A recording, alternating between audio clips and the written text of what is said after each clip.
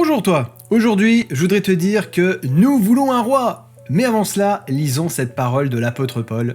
Le Seigneur des Seigneurs, qui seul possède l'immortalité, habite une lumière inaccessible que nul homme n'a vue ni ne peut voir, à qui appartiennent l'honneur et la puissance éternelle. À l'époque du prophète Samuel, au XIe siècle avant Jésus-Christ, la plupart des peuples étaient dirigés par des rois.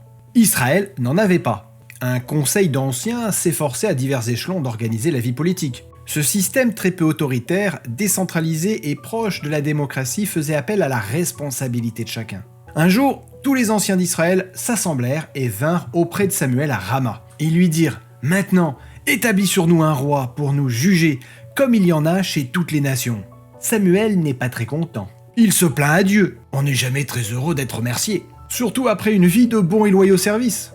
Le peuple aime son prophète, mais les années sont passées, il faut penser au futur. Samuel aurait pu jouer des coudes, et en poussant un peu, devenir roi. Mais pour lui, le seul roi, c'est Dieu. De plus, aucun héritier ne semblait prêt à prendre sa succession.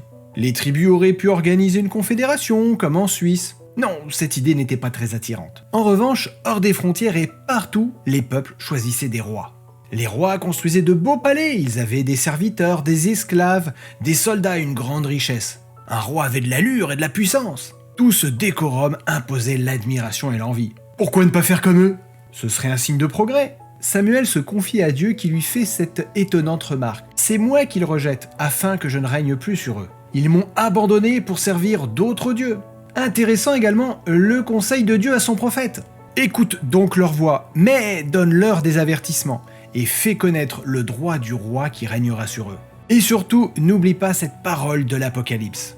Ils combattront l'agneau et l'agneau les vaincra, parce qu'il est le Seigneur des seigneurs et le roi des rois. Et les appelés, les élus et les fidèles qui sont avec lui, le vaincront aussi.